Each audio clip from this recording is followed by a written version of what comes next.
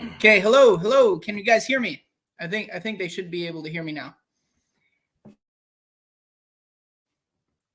Somebody give me a thumbs up. Let me double check. It looks like we're good. Shoot. What happened? Thumbs up. Thumbs up? No? Yeah, there we go. All right, thank you. Hey, so sorry about that, guys. Let's start from the beginning. We are here with another Agent Office Hours. It's Angelo Pedroza and Ryan All-Nighter Heider here. Hey, for those of you guys that don't know Ryan here, he is one of the most prolific moderators and, for some of the biggest real estate investors out there.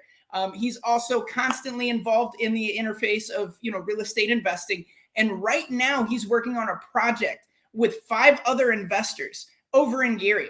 We're going to talk about rehabs, right? What is rehabs? What are things we got to watch out for? And how do we prepare for it? What's going on, man? How are things going? Let's start from the very beginning and introduce yourself. Yeah. So again, name is Ryan All-Nighter Heider. I'm from San Diego, so I'm now an out-of-state investor here in Gary, Indiana. This is my first rental property and first rehab project of my own. So I'm excited to be able to say that I'm finally working on my own. Investors, Millennial Mike being one of them. He put the project together, and I'm enjoying every minute of being here. Shout out, brother. See, you just commented. Yeah, man. It's great to see you. It's great to have you over. It's always good to see guys that are constantly getting out there. And Ryan has went above and beyond. We had our dinner almost like a week ago, 2 weeks ago? About 2 weeks ago, yeah. 2 weeks ago. He's been here nonstop. It's so funny. On one of the videos, we were like, oh, man, how cool would it be to post a video about surviving a night in Gary? Dude, few weeks already. Yeah, he's already after it. I do hear gunshots virtually every night too. It's pretty common. Yep. There you go. Hey, that's how you keep the good rents in the area, man. Who knows? They may be fireworks. I'm hearing whizzing by my head, so who knows? Oh yeah. Hey, what's up, Adam? What's up, everyone? Thank you guys for coming. Thank you guys for always checking in. I really do appreciate you guys. So let's talk about rehab projects in general. Let's talk about what it's like to be on a team pursuing a multifamily unit. You know what I mean? Let's get into it, man. Let's start out. How did you end up into this position? Networking, virtual networking, as Millennial Mike likes to call it. I simply go and I watch the YouTube videos that I want to watch. I get the content that I want, and then by giving my thank you is hitting the like, subscribing, sharing the video, and leaving a comment. Really, that's it. It's not even so much for the content creator. It's for everyone else. It's to excite the algorithm so that other people can get the value that I just got. Mm-hmm. Yeah, it's the truth. It's the truth. Getting out there, being able to go out and meet these different people and actually capitalizing. A lot of people, I've said it before in the videos, a lot of people go to these seminars, spend the money, go and have an opportunity to learn from amazing people. They don't capitalize on it. Now, Ryan is out here. He's got his own channel, and we're definitely going to be promoting it. Ryan at All-Nighter Heider. Check it out, guys. He's about things that he's coming across, so it's really interesting. By the way, shout out to Davis and Chad. How you guys doing? Mitch as well. Thank you guys for joining. So let's start with, I don't know, maybe I cut you off there. I'm sorry, but you got into it because of networking. Now, let's say you went to one of these events and met Mike, right? Yes, I met him on YouTube virtually first, and then met him in real life at the Fresno event with Michael Zuber. That was a great event too. Slept in my truck. I'm too cheap to get any place to stay, and my truck is comfortable enough. Hey, sometimes you got to do what you got to do, man. Hey, that's what it's all about. He made it out there and he went to the event and he made those connections. You wouldn't be here in the position you are if you weren't able to do that, man. Met Mike, met Dion, met Zuber, met Lumberjack Landlord in Vegas. That was awesome getting to stay with all of them too. Oh yeah, that's right. Because you went out to Vegas. How was that, man? I'm kind of jealous. I'm going next year. I'll tell you that. The event itself was absolutely amazing. Knowing that it was recorded and that I was going to be getting the recording moment and go and experience the people. go and network more, go and talk more, and be able to listen to the recordings later. So I'm really not missing anything. I'm taking full what's the word I'm looking for? I forget. Full advantage of the moment. Oh yeah. Oh yeah. Let me just shift this real quick. It looks like you got like a little bit of clarity fixed. There we go. Well, maybe it's the bald head. Who knows? But no, that's awesome, man. Hey, and I see you're sporting some lumberjack merch. Shout out, Landlord Lumberjack. So that was another thing. I was extremely blessed to be able to hours with all these guys. I stayed in the Airbnb with Mike, with Dion, and with Lumberjack Landlord, and even brought in Simon, the Uneducated Economist, one night. And that night was absolutely amazing. We had high-level conversations. It was the whole event was ants pulling each other up, but that night was just absolutely fabulous. Yeah, it really pulled everything together. Culmination, man. We're gonna have to have one of those out here in Chicago, man. That's gonna be the goal. We're gonna try and have that, sometime in the fall. So keep tabs. We're gonna love to have a great meetup. So we're gonna try and set that up. So let's get down to it, man. You met Mike at, you knew Mike and the gang there to Las Vegas. You meet the group. You get to be able to really make a connection and a relationship there. Then you know about Mike having this dinner out here in Gary, Indiana. So you take the initiative from San Diego? Yes. The rehab was on the books already. I needed to bring tools. I was able to fly, but then I needed wheels when I was here. So I just opted to bring the truck, traveled with the truck and tools. I only had so many tools I could bring because I don't have a camper shell or anything on my truck, so I had to think of security.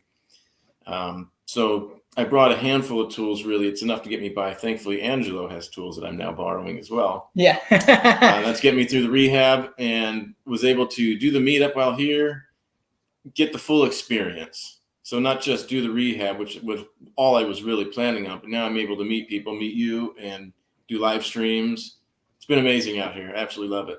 Oh yeah. Yeah. I mean, the consistency too. Looks like you're posting pretty consistently too. Hey, rest of you guys in the group, start posting with us, man. We want to see each other. We want to be on each other's channels. We want to support each other. That's how we grow, guys. That's how we make a movement. We start letting people know about us. So also, by the way, shout out to Senya. She's over here watching the video on a New York subway right now. So that's dedication, man. So, okay, next step, right? You come out here, you made you're going to be doing some physical labor. So I imagine that you got some contractor history, huh? Oh yeah. 24 years in the trades, a long 24 years. And about 18 of them now have been self-employed. Yeah, there we go, man. I mean, that's hard. I know it. You're hunting for your own jobs. You're keeping yourself fed. You got to keep it going, especially San Diego winter. Yeah, that's right. It's probably not too snowy out there, huh? Not bad at all. It does snow. It does snow, though.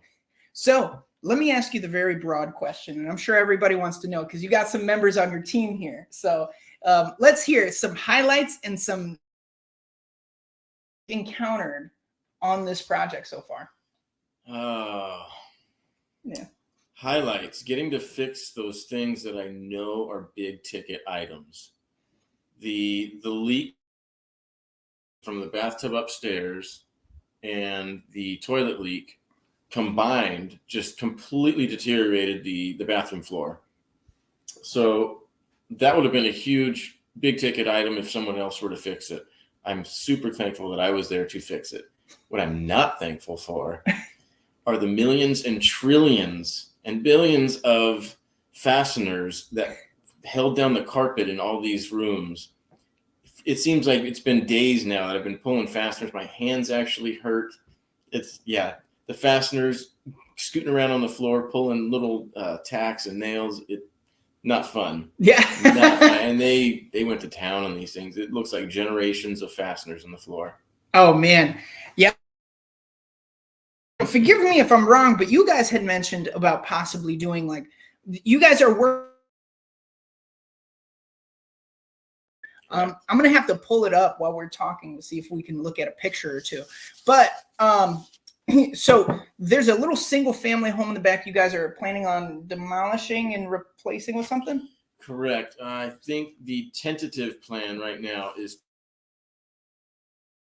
house, see what kind of a pad we have there, see what kind of utilities are being run there, see if we can double up. There is another pad, so see if maybe we can use that pad, or maybe have to pull it out and pour another pad, start over from scratch, and build back four other units, or some variation thereof. We're not sure exactly what zoning allows, but I think it's up to 9 units. Yeah, no, exactly. You know, I know I did some studying out here for them. Before they came out, we found out the property card is mentioning 9 units in total. So that's definitely possible, man. You know what I mean? And it's going to be so exciting to see something that's already, starting to establish. I think there was 4 units ready to go, right? Right. And then the basement you guys are working on. How's that going? Are you working on that, or you have a contractor? I'm just stepping in there every once in a while and just taking a look. But, okay. It's going along really well. The drywall's all up. I can hear them finishing and taping. I can hear them slapping their knives onto their mud pans. It's a very, very familiar sound for me. Drywall's my bread and butter, so I hear it down there, and it's music to my ears. Yeah, no, I'm trying to see if I can pull up a picture for us here. We might not be able to, but hopefully we can. So let's talk about some of the projects that you've been working on. I know you posted a video the other day where you had some issues with a door or something like that. Yeah, seems like all of these doors have issues. Either a hinge is broken, the door handle wobbles way too much because there's been 15 million of them in there, and the door is just out of shape. They're all falling apart. No, I get that. And then you're posting. What other projects have you posted recently? We have an ant crawling on the lens. Sorry, guys. Got a little 4D action here for you guys. I was waiting for him to crawl right across the lens. Sorry about that. What was the question? I was distracted. Oh man. Hey, what's up, Chris? It looks like you're in Brooklyn, New York. That's crazy. You and Nice. Senya are actually right next to each other, man. That's crazy. You guys need to definitely meet up, have a little investors meeting. Hey, start building a group out there. We'll have one in Chicago. We'll have one in Seattle. We'll start building all over the place. How about that? You know? San Diego, everybody come over to my town. San Diego. There we go. So you're in the 5-plex. You're staying there consistently, hearing gunshots, but you're working towards something. Absolutely. Yeah. Let me ask you. I don't know what is, and feel free to say no to any of these questions, because I don't want to go into deep details that your team, I don't want them to be upset or anything like that. But what are you guys kind of planning? You know what I mean? 5 unit, that could be, how much monthly? Almost like $5,000, something like that. I think so. Yeah, right around that. 4,500, $5,000. Yeah, and I mean, you guys pulled together into partnerships, right? You guys pulled together into partnerships, pulled your money together, and were able to pursue one of these ventures, right? Yes, like joint venture. Yeah. Which mitigates the risk, quite honestly. See, guys, this is what I was talking about the other night. Last night, I was talking about this. Joint venture is something that is so underrated. I'm telling you. If you guys can learn how to work with other people, I know some people, it's very hard. There's a pride sense. There's this different aspect, right? Of, I want to be able to control everything. I want to be the best, blah, blah, blah, right? When you can learn how to be able to create a team or create a system, then you can take yourself to the next level. I mean, you're seeing it right here. They're taking it to the next level. And that's only the first one. You know what I mean? Imagine what's going to be in store for you guys. You guys are going to be of a private money pool and going and doing even massive projects. I mean, what kind of projects do you want to do in the future? You want to do like resorts and complexes and stuff like that? Or Oh, I definitely want to do park cleanups. So that is an actual great idea. We're going to be trying to talk. We're talking, together about possibly creating a philanthropy side of this, right? Of our community here, being able to go and we're bringing investors from all over. We're going into these low-income communities. We're fixing them up, But now we're also, putting in Section 8 tenants that didn't have a home before. We're also cleaning up the parks, cleaning up the areas. Not only is that going to appreciate the home, it's also going to make everyone on that block happier.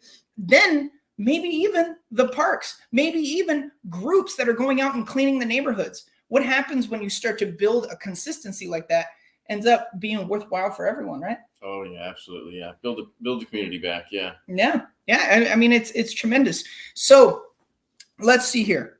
What would you say to somebody that wants to do an add value project? What would you say? Hey, I'm going to come up to you and be like, hey, Ryan, I know you're doing a project right now. I want your advice. I'm interested in doing an add value project where I'm going to force equity by repairing it, or AKA BRRRR, the buy, rehab, refinance, rent. I'd say depending on your experience, like in my example, I have 24 years in the trades. I know a lot more about the pricing. I know a lot more about the time schedules. So I could take on a bigger project or a deeper kind of repair kind of project. But for someone just starting out, if you're coming from the office space, for example, maybe start out with what Mike likes to call the light flip, the light BRRRR light. Yeah, no, I get that. And, Senya, hey, shout out. Senya, you are 100% correct. Everybody cannot do it if it wasn't for Mike. So shout out to you, Mike. You're doing amazing. Thank you for everything, man. You're bringing people together.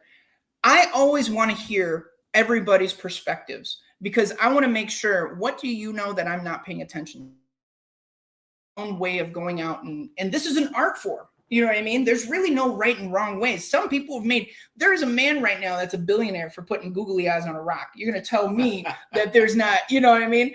That there's not like tons of artistic ways to make money. So, so you mentioned, right, back to being for doing something like this, having the right skills in repair, maybe, having the right contractors. What else would you say? Budgeting. Because I know the time schedules and because I know the prices, I know how to budget a lot tighter. Mm-hmm. Whereas someone who's maybe coming from the office space, I would say maybe budget 200% what you think or what people are telling you as far as time and currency. Mm. So budget for a lot more. Let me ask you a hard question, right? What about teamwork? I know I've been in some partnerships in the past. I know that I have tried to work with other people in pursuing, and I know this is the biggest fear for people that go to do joint venture, is that maybe something doesn't work out. How do you feel like a partnership should be? And how do you end up pushing forward with a team like this and being in a winning position? How do you? Number one, I would say communicate. And number two, I would say document. So communicate what everybody wants. Everybody needs to get together and bang their heads together and put it down on paper so that everybody has the same document and everybody can reference the same thing. All the rules are written down. It's clear as day. Yeah. Then find each other's strengths and weaknesses so that you can all balance each other out. That's a good, that is amazing you say that, because there's so many people out here that want to be, there's like a phrase that I like to say, too many chiefs or too many chefs in the kitchen, right? Too many chiefs, not enough Indians. Yeah. That's exactly it, right? Yeah. And so, sorry, this keeps turning on you. It makes it a little bit less clear. There you go.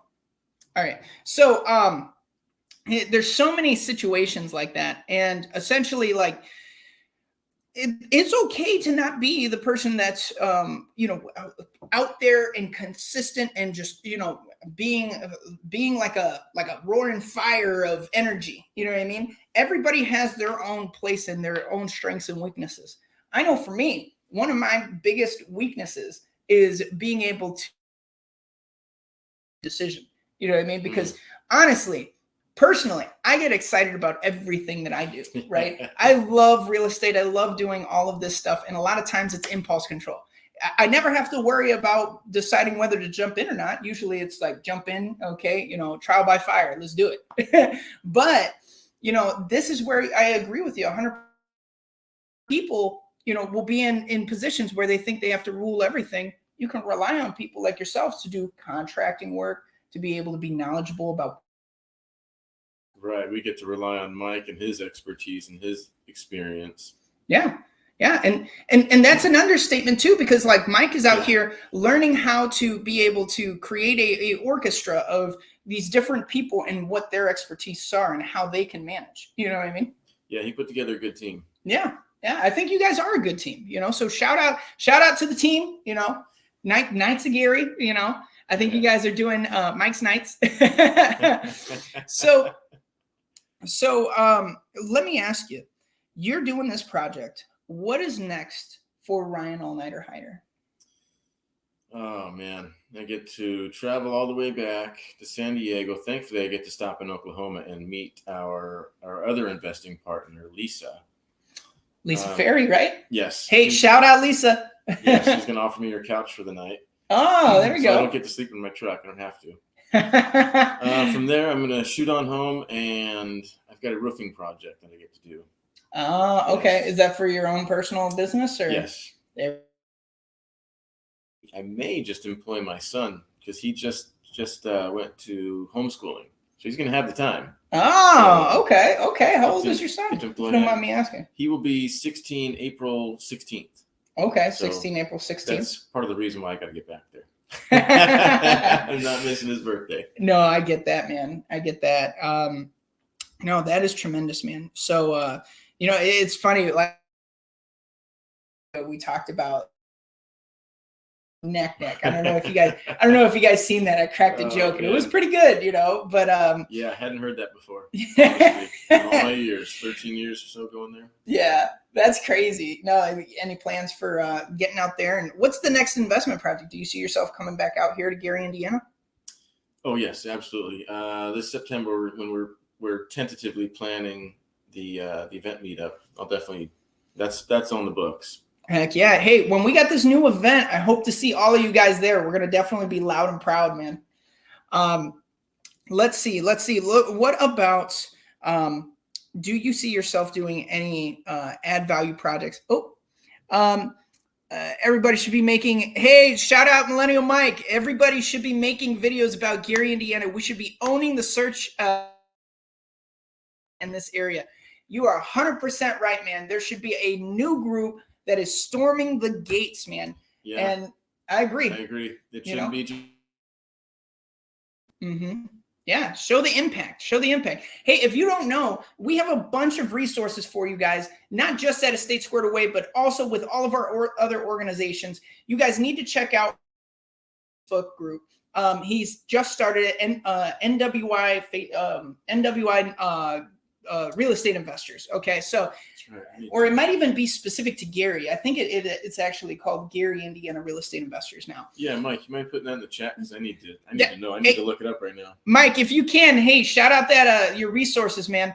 I'm also going to talk about our Discord. Our Discord is coming full-fledged. It's developing every day. We're going to be creating a curriculum around it too. So you guys that are constantly wanting to learn about Gary, Indiana, Northwest Indiana, and the different cultures, let's see. Hey, what's up, Chad?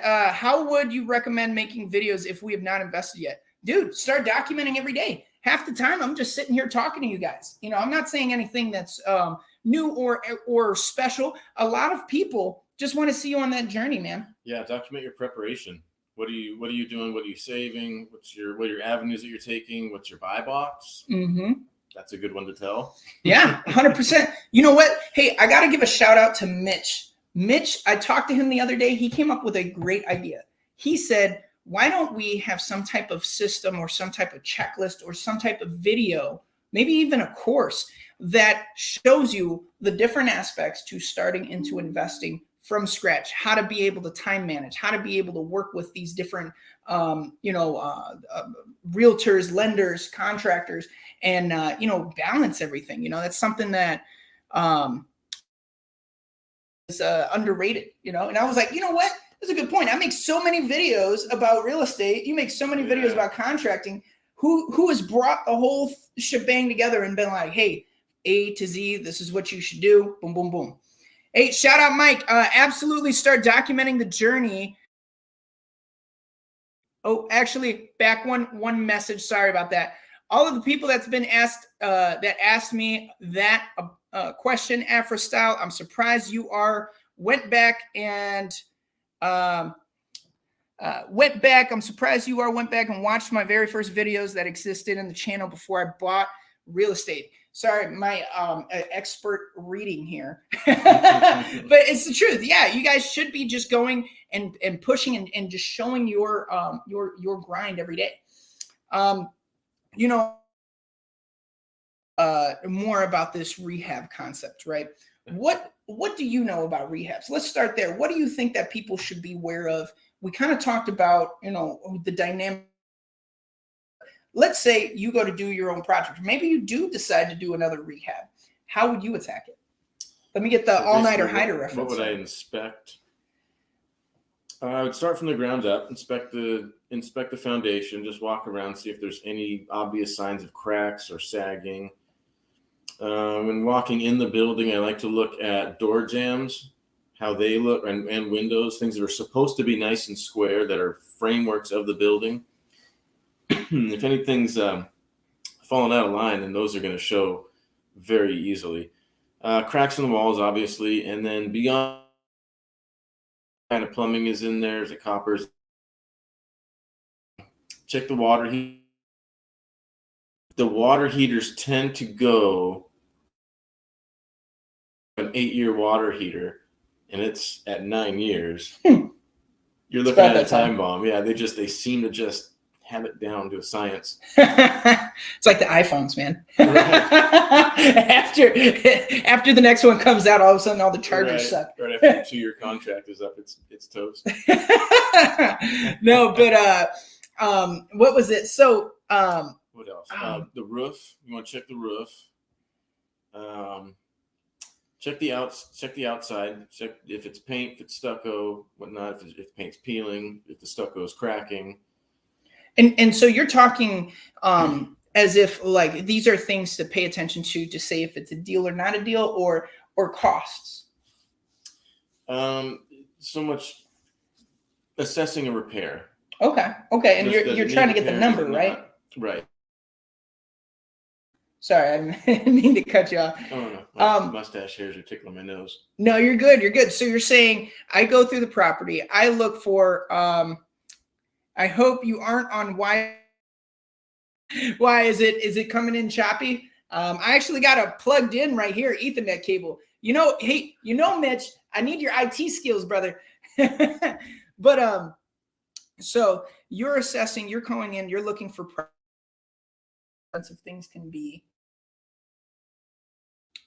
I know in real estate, as far as a realtor perspective would be, we look for the major 5, right? We go in, we're like foundation, structure, roof, plumbing, electrical, right? And we associate those to the major defects, but that's really where it kind of ends for us. It's like, oh, this is jacked up. That's going to be a lot of money. Hey, client, this is going to be a lot of money. You know what I mean?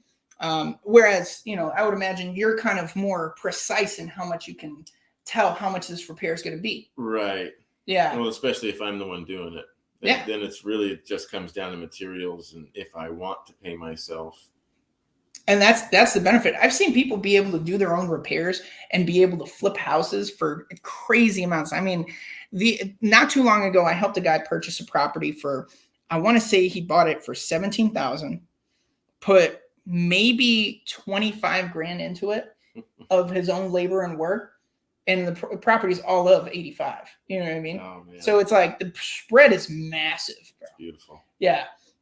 So shout out to him, Raphael. You're killing it, man.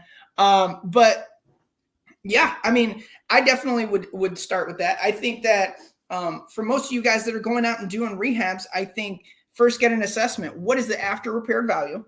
What is the current value, right? If you don't know the after repair value, contact a professional that can be able to help you. You can contact me, guys. Send me the address. In a perfect world, this is how much it's going to be.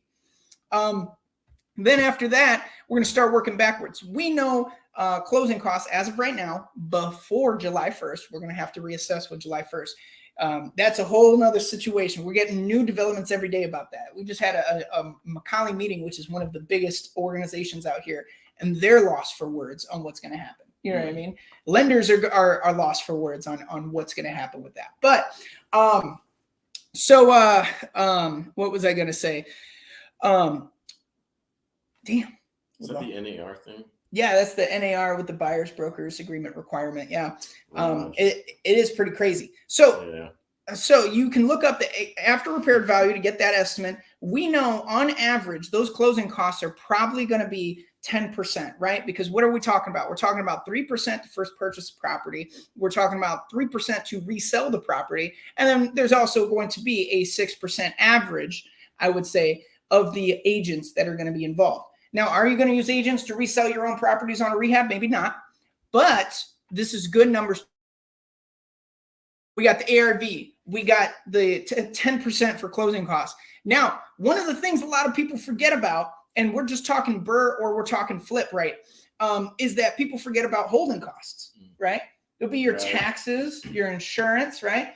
And those holding costs can grow over time. Oh, yeah.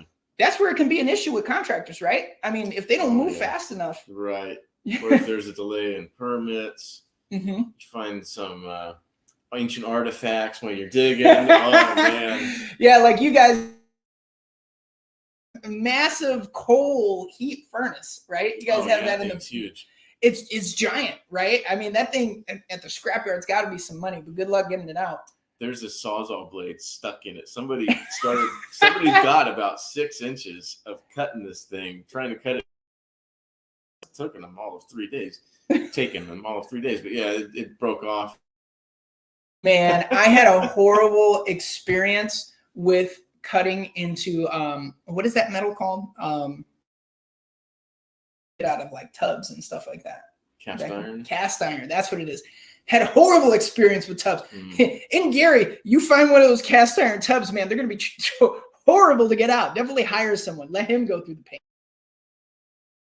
Of 800, 900 pounds. You know what I mean? And they're 60 inches within a framed 60 inches. So it's a rectangle, and yet you got to tilt it up. And so then the rectangle, it's ridiculous getting tubs in. Pain in the butt. I used to have this company called NWI Property Management, and really what we did was just demo and a lot of removal.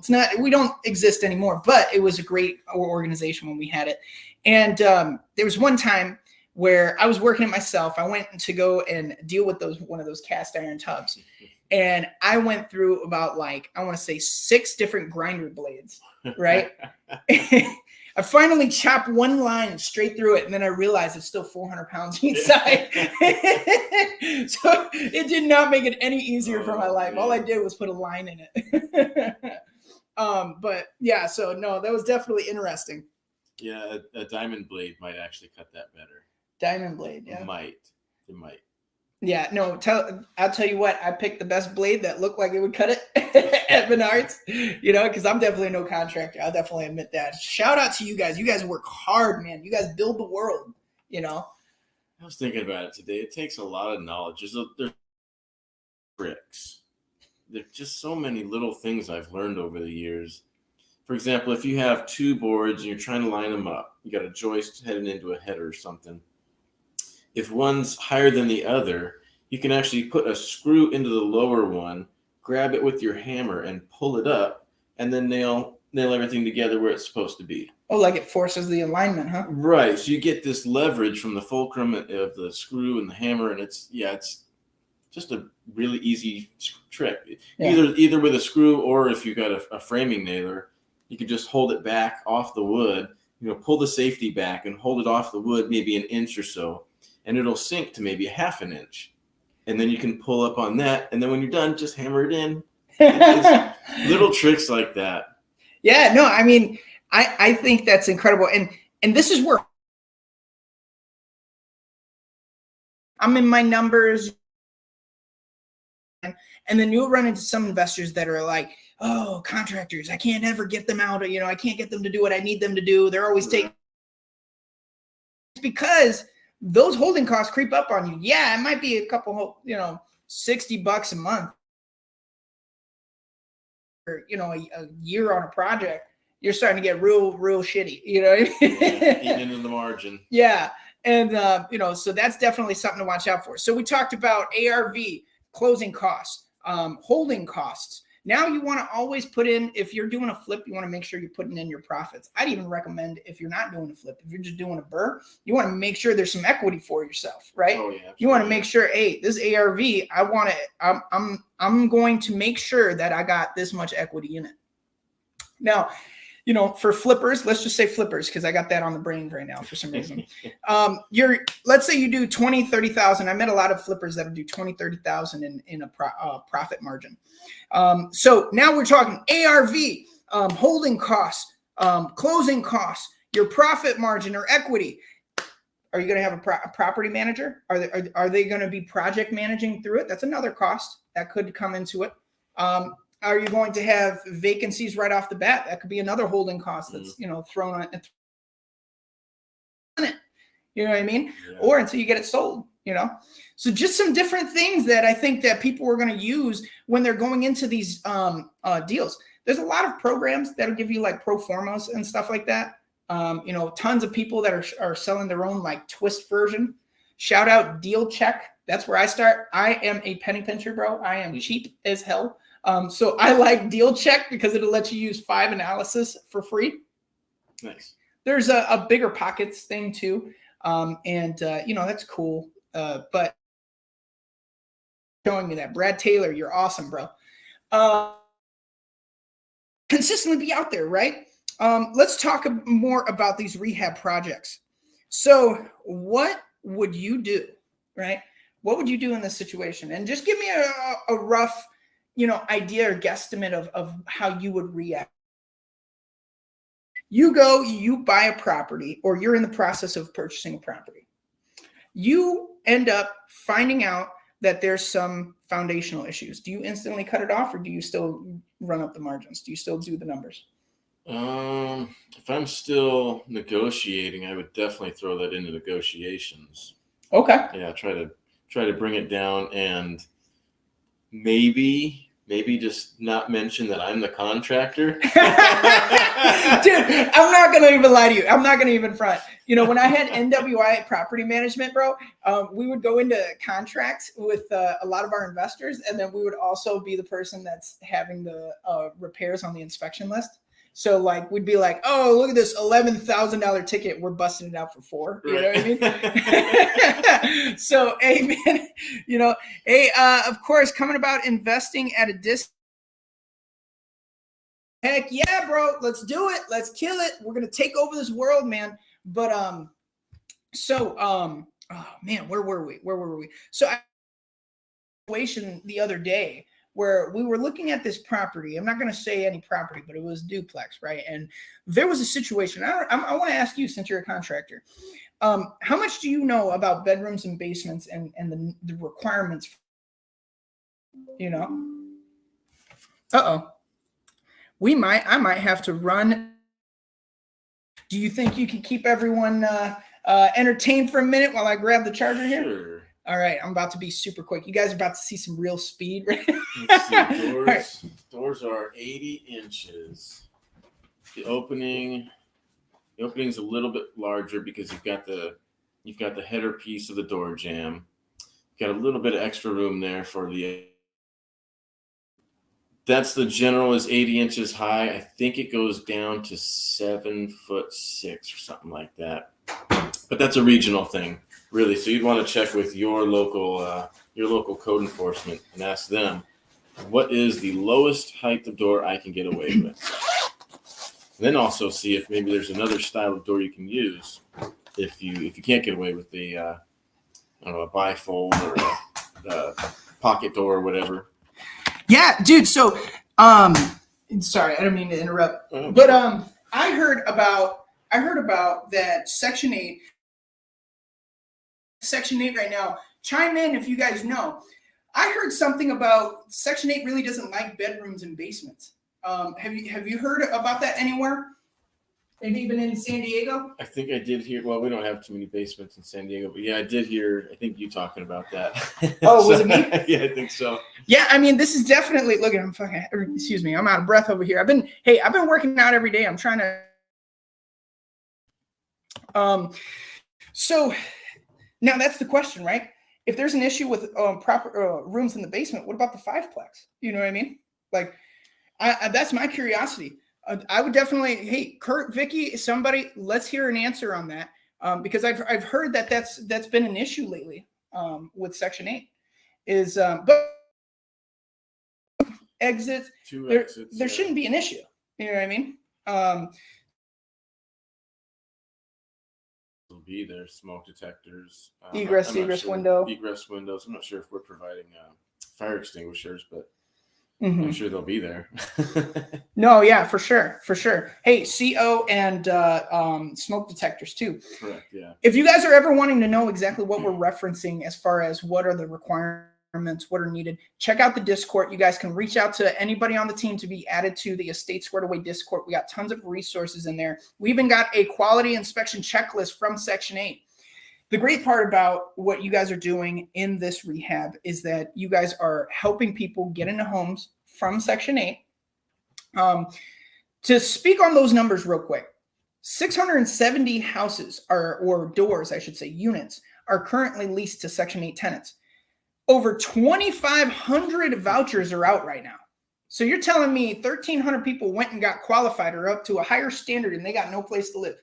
The people that actually pay you, you know? Right. So, hey, we should be going after it. We should be helping people get into homes. Boom, boom, boom, boom. Plenty of demand there. Yeah. Yeah, man. I think what else with rehabs, man? Something that I think is always going to be an issue. You are a contractor. How would you like to be paid? Let's talk about that, because this ends up being a huge issue when we're talking about rehabs. A lot of people get into situations, and I don't know if you're familiar with this, but I know out here, a lot of these contractors, they'll start a job, they'll get paid half of it or even all of it up front, and then they'll start going into another job or something like that. Oh, like, yeah. how Yeah, that's how do you imagine, like, yes, you're the contractor, but how would you handle that? How would you talk to your own people? You know what I mean? So I'm just me. I don't actually hire anybody. I'm more of just a handyman, really. But I do the larger jobs, and when I do them in phases. So I like to get paid in phases. I really can't charge too much up front. I know this from California. You really can't charge too much up front. I want to say, and I don't really remember the numbers, but I want to say 25% or maybe 10%, as low as 10% for just materials, basically. Yeah, sounds fair. Sounds like a loan to me, you know. Generally, the way that I work, my jobs tend to be on the smaller side. So I can afford to burn a week's time if I do get burnt. So I will generally go and just materials. I give them the receipt. I get reimbursed for only what's on the receipt. So I don't upcharge any materials. I do the job and then I get paid at the end. So really, I'm one of those weird guys that will actually pay for materials for this job and then just get paid and reimbursed at the end. Yeah, no, I hear you. I hear you. Probably, would you recommend that or probably not? Huh? No, I do it. I do business through text message, so it's not necessarily business on a handshake. They are considered legally binding contracts, but all of my advertisement is just word of mouth and handshake advertisement. So you're doing business with people you trust, not just anybody. Right. So there's some trust built in, and generally these jobs aren't that big. Mm-hmm. Maybe just a couple hours, maybe up to a week. Yeah, and for you guys, definitely check out my video on relationships in real estate, because this is where I talk about the importance of being able to have strong relationships with the people you work with. I mean, we all know it.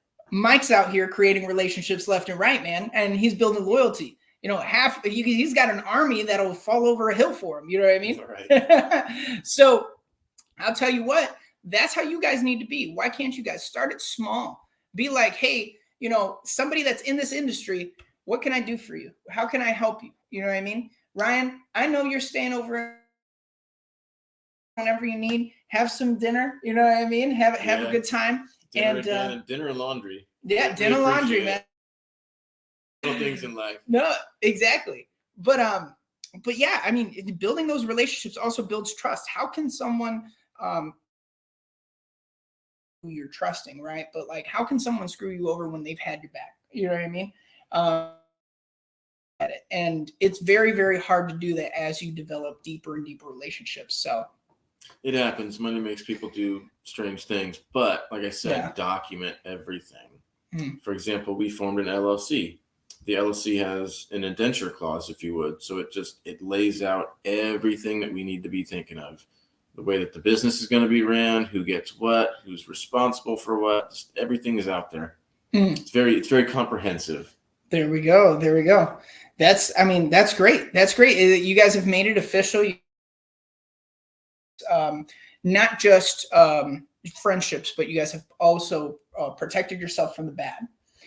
Huge thing, probably something I wish I would have learned earlier, because when I had that property management or demolition company, whatever you call it, everything was pretty much word of mouth. It was me and a friend. We were out there doing it, and things happen, you know. But yeah, I definitely recommend always putting it to paper and being like, hey, if shit goes south, let's do this. Yeah. You know what I mean? So those are hard conversations, bro. So I give you credit, you know. Partnership's been good, though. I didn't have to come up with all the capital. The risk is mitigated amongst now 6 of us. I get a bite of the pie, but it's my first property, and so that's really all I need. Yeah, you got a bite of 5 units, going to be 9 units, bro. Right, so it's a pretty good bite. Yeah, and it gets my foot on that property ladder, and that's the most important thing, is just getting started. That was my hardest thing to do. Yeah, a lot of people fall. And it's very easy to watch people hop on the train of real estate investment and go by and wonder, is this for you? Are you going to do it? This is scary. This is a lot of money. This is real. You know what I mean? And then you end up doing it and you realize, damn, I should have been doing it earlier, right? Yeah, exactly. Oh, man. You're getting in the trades that I was going to get into real estate, and I just got comfortable and I never learned anything. And here we are 23 years later now. I'm finally starting. Yeah. One year, I decided 23 years later, I'm starting. No, I get that, man. I got to say, you know, with a lot of these people, something that I've been getting look at this, check it out. That's Davis Ho. All nighter, you're living the dream, man. Yeah. And hey, Mitch with you, brother. So, you know, it's really interesting to see you guys kicking butt, man, going after it, reaching new heights. Man, I was going to mention something. And it was about the rehab. So I know last time we talked, you had did this bigger project where it was almost the entire floor you had to take out. Oh yeah. That was inside someone's living room. It's a concrete. So right over the dirt. Oh. Saw, and actually it was just a skill saw, to be honest with you. And we went around 1 foot from the perimeter, so 12 inches in from the walls. We marked it with chalk lines. We cut the whole perimeter of the existing slab, jackhammered it out. This is inside someone's house. We put plastic up, but that didn't stop the sound. So we're jackhammering in this floor. We get it up. Then I think it was 12 inches, and put rebar in. They were 2-foot rods of 1/2-inch rebar. We sank it 12 inches into the existing slab. We used Samson's Strong Tie. It's a 2-part epoxy. We mixed the 2-part epoxy, shoved it in the holes, shoved the rebar in there, and doweled all throughout the cut of the slab. Then we took rebar and tied it to all the existing little dowels that are sticking out, facing each other. poured a whole new slab and was out of there. she appreciated us. That sounds like a hell of a project. I know that one, yeah. those concrete jobs, man, for contractors, I know you guys make some money. That was a big one, yeah. Yeah. Hey, what would you say to an investor that's looking in, let's say, Gary, Indiana, and they've never really did any investing before? You at least have some contracting experience, right? But let's pretend we're talking to a person. They came up to you. I'm a new investor. I don't know anything about anything when it comes to rehab construction or anything like that. What are you going to tell me if I'm like, hey, what do you think about a rehab project? I might be interested. Or what do you think about one of those product houses that like those investors that flip and that are doing those flips are advertising? You know what I mean? What do you think might be something that you would recommend to someone like that? Personally, if I were going to be looking at flips, I would want to know who the contractors are and what the reputation is. Ooh, that's a good one. Yeah. I totally didn't even. Yeah, I'd want to go to their past properties. I'd want to know what their past properties were and see if there were any problems. See if there were any plumbing issues, for example, that are it's a common theme. Wow. Yeah. Oh, yeah. Definitely. That's dang. I didn't even think about that. And that seems like such a basic thing too. Like to be able to be like, oh, this is so and so. Let's see it's so and so. What's that rep look like? Now, every single one of you guys have horrible water lines. Right, because everything's going to be pretty much hidden. You're only going to see the finished product, whereas you got to see the bones. You got to see all. Oh yeah. I mean, dude, these rehab projects, some of these people, oh my God, I'm sure you've seen it before where some of these flippers, do some horrible stuff, some patch jobs. It's really easy to cut corners. Really, I mean, not personally for me because I want to be able to sleep at night, but it's really easy to just be able to, I'm going to cover that. Yeah. I didn't see that. Well, I definitely know you don't cut corners, man. I seen him literally put holes in the plywood for the piping, and they were perfect. So he didn't even just like cut around it for the piping in order to wires up. He's like literally putting the little holes for the copper piper to fit through.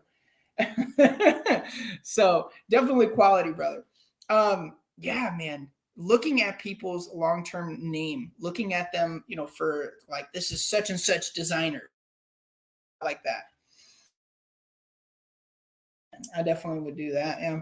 What do you think about people going into a project knowing they got to do some repairs? What about $10,000, $25,000 in repairs? What would you say to someone like that? I would use Mike's answer. You better have a good team. So you better have a good inspector, someone that you can trust, have a good contractor, someone you can trust, and a good property manager afterwards. So it relies onto the team. Right, yeah, right back to the team. If you don't know how to swing the hammer, find someone that does, yeah. Yeah, that is great. Being able to not only use the people that are in your atmosphere, but trust them, trust that they're looking out for you and going to help you get from A to Z, huh? Oh, yeah. Man. Which is what's really great about this community is that we have the contractors and we have the property management. We have the whole team in place, and the whole team is accountable to all these investors. So it's not just like I have one property and this contractor's accountable to me for my one property. No, if this contractor for a whole network of investors. Oh yeah. So that's a lot of pressure, bro. Right. That kind of incentive is really nice amongst this investing community. Mm-hmm. Mm-hmm. And as we grow, as we take over Northwest Indiana, we'll grow that respect. We'll be able to, really be, trustworthy, or, having these different vendors gain their trust and their performance with us, man. I know there are people out here that are doing such, the epitome of what it is to be a slumlord. And, I know some people, they're doing this thing where they're doing like, yeah, I'll seller financed it to you at 12%. Person that doesn't have a home. It's like, yeah, I'll seller finance it to you at 15%. Just pay me over time. It's a little bit. No. But being able to find those people you can trust and building those relationships. I gotta say that's number one above everything. Even if you don't know nothing, if you can build a friendship, because it's hard, man. It's hard to find people like that. Cardone has a team. McElroy as a team, Hartman as a team. All the big ones have teams. No. It's not them. Not just them, I should say. Hey, man. Well, we've been having a great video. Do you guys have any comments, questions, anything you want to say before we hop off? I'm going to start doing that at the end of every video, is being able to give everybody an opportunity to be like, yeah, I want to know about this, that, blah, blah, blah, blah. Haven't heard from Mike yet about the Facebook group, what its name is. Yeah, Mike, when you get a chance, man, start promoting it. I need to start promoting the Discord and stuff too. So I need to look it up. Yeah. Yeah. Remember the I team is silent. That is a good one. That is a good one, man. Yeah. Like Mitch posted the link. Let's see in the chat thread here. No. Hey, that is super cool that you and Senya and Chris are right next to each other. You guys need to connect. And you guys, I'm sure we got a few more connections out there. Mike, I would definitely connect the whole group. You know what I mean? We can have a whole New York team going. How crazy would that be if we have like a San Diego team, New York team, right. Chicago team? All of our chapters. Dude, all of our chapters. That is dope, bro. That is dope. All of our chapters, man. Hey, well, if we're doing chapters, man, I'm calling this the Alpha chapter. Just saying, the Northwest Indiana, Chicagoland. I don't see a link, bro. No, I don't see the link. Afro's asking, what are the different selling seasons in Gary?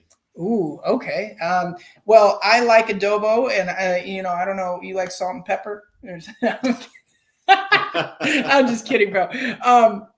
So as far as my knowledge, right, and I might be. Yeah, probably salt. By the way. Yeah, I would think winter would be pretty slow. Yeah, winter's got to be slow. But, I mean, how many people were out there being your competitors in the winter? You know what I mean? Right. I mean, you're talking, spring and summer. I think June statistically is our peak season. That's why they're setting this thing in July for the buyer's brokers agreement. So it's going to shift at the peak of it. Oh, that's right. So June I would say from April to June, or even, I'd say about April to June is our hot months. June is the peak, and then everything after down. You know what I mean? Between that season, you're not just competing against your other investors in Gary, Indiana. You're competing against first-time home buyers, veterans. You're competing against people from Chicago. You're competing against from all over the world coming in on Gary, Indiana. If you guys want to find a good time, probably somewhere in, anywhere from the tail end of winter. I mean, maybe even, I would even argue the, what was it? The late fall, no, spring is in September, right? Yeah, damn. Early fall, and then that, end of late spring, and that entire winter season. That's where you're going to have the least amount of competitions. The difficulty is what kind of winters are we going to have up here? This past winter, there wasn't even hardly any snow. You know what I mean? I mean, I could count on my hand how many days there were for snow. It's been nice here. Yeah. It's been real nice. Yeah. I mean, I'm sure you know that from San Diego, man. I was in San Diego for a little while. I think I told you that. Yeah. Hamilton. Yeah. So, I was in the Marines out there. They got the station out there, the depot, where they make them. So we'll definitely have to hang out there one of these days, man. Oh yeah. But yeah, man. So we are coming up on the end of our hour. Thank you guys. Oh, get the link. Where'd you post it, bro? In the chat if you can. But thank you guys so much for coming out. Make sure you check the comments for these links. I'll try and add it into the description. And, thanks again, guys. We'll see you tomorrow. We're going to try and talk about purchase agreements and some other stuff coming on the way. Thank you so much, all-nighter Heider, bro. Thank you, Angelo. Thanks for having me. Hey, guys, we'll catch you later, man. Yeah.